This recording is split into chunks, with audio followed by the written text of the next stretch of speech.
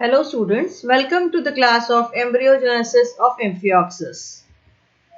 Before going into the class let us know about the embryogenesis of the Amphioxus and let us know about the Amphioxus.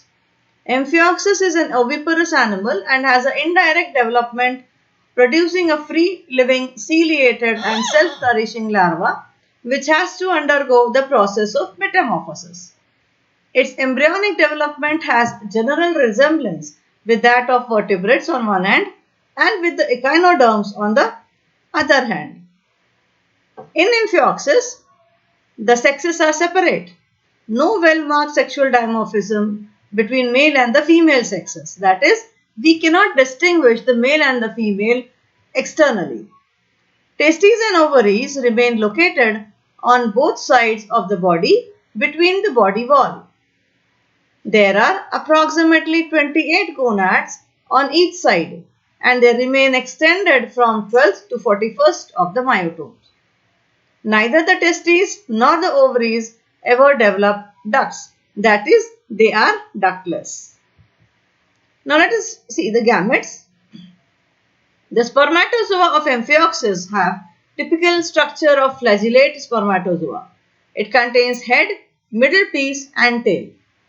The unfertilized ovum or secondary oocyte of Amphioxus is 0.10 mm to 0.12 mm in diameter. It is microlecithal and isolecithal. The ovum of Amphioxus has well determined polarity. Polarity means its animal pole and vegetal pole is well distinguished. Ovulation and spawning. In Amphioxus, the spawning occurs in the spring and summer. Muscular contraction occurs in the walls and cause the eggs to burst through the walls of the gonads. The cutaneous wall of the atrium is also ruptured in this region and the eggs thus reach the atrial cavity and from then hence to the exterior. Let's see the fertilization. In Amphioxus, the fertilization is external and occurs in the seawater. It includes three simultaneous events. First, the cortical activation and elevation of fertilization membrane. Second, completion of second maturation division of the egg. And third, the fusion of male and the female pronucleus and the amphimixis.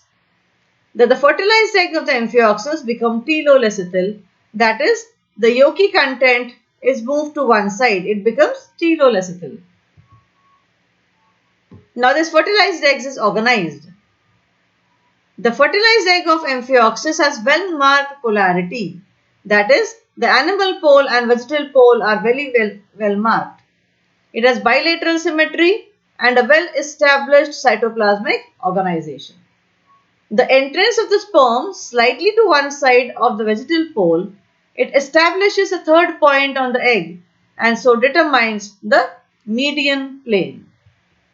Now let us see the fate map of this structure. The ooplasm of the egg of Amphioxus has four regions. Near the vegetal pole, there is found very yolky cytoplasm. The animal pole hemisphere of the egg consists of less yolky and transparent cytoplasm. Around the equator of egg, there is basophilic area in crescent shape at the posterior side. Cytoplasmic crescent around the anterior side is called as the dorsal crescent. The clear cytoplasm, which occupies animal pole or hemisphere, develops mainly into the skin epidermis, that is the epidermal ectoderm. The granular yolky cytoplasm, which is around the vegetal pole, it develops into the lining of alimentary canal, that is the endoderm. The crescent of basophilic cytoplasm develops into muscles and thus represent a mesodermal area. On the opposite side of mesodermal crescent occurs a notochord crescent and above the notochord crescent occurs a crescent area which develops into the nervous system. The fate map of Amphioxus thus displays close similarity with that of Ascidian and amphibians. On the diagram you can see the upper part which is seen in the blue color, that is the part which is which represents the ectodermal part, while the lower part, which is observed in the yellow color, that represents the endodermal part, that is the fate of that region, while the middle part, which is showing the red and the brownish region, that shows the notochordal area and the mesodermal area, that is the area in which they will be converted, or that is the fate of that region. Now let us come to the cleavage and blastulation. The cleavage of the eggs of Amphioxus is of holoblastic and of almost equal type. Development of Amphioxus is of indeterminate type. The first cleavage is meridional, cutting the egg along its median axis from animal pole to vegetal pole and resulting into two equal sized blastomeres. The second cleavage is also meridional but at right angle to the first and divide the two blastomeres into four blastomeres of equal size. The third cleavage is equatorial, passing horizontally slightly above the middle line. It cuts the four blastomeres into 8 blastomeres. The upper blastomeres are smaller in size, called micromeres, while the lower 4 blastomeres are larger in size and called megameres or macromeres. The fourth cleavage planes are vertical and all the 8 blastomeres divide synchronously.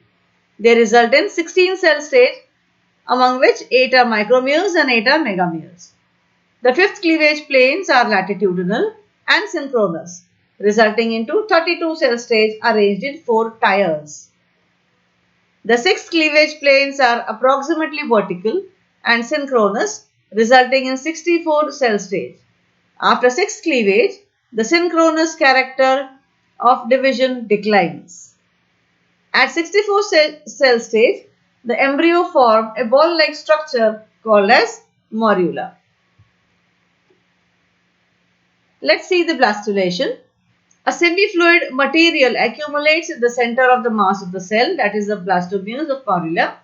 This push all the blastomeres outward so that they become arranged in single layer called as a blastoderm.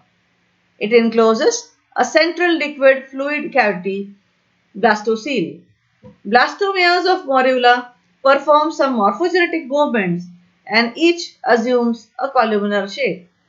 Hollow, spherical or pyriformed embryonic stage in which a single cell thick blastoderm encloses a fluid filled blastocele is the blastula of the Amphioxus.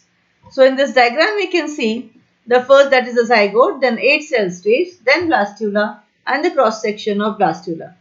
Right? So the first zygote, it cleaves, the 8 cell stage is shown in the diagram. When it converts into almost a 64 cell stage, then we can see the outer surface of the blastula and then a cross section of that blastula where we can see the inner cavity called as blastocele.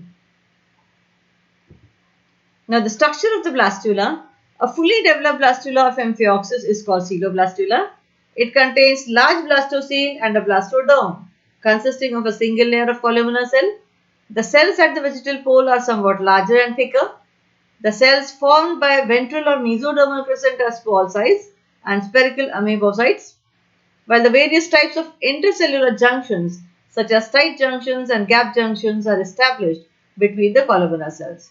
So here we have seen the embryogenesis of Amphioxus, where we have covered the structure of the gametes, the fertilization, the cleavage, the blastulation and structure of blastula.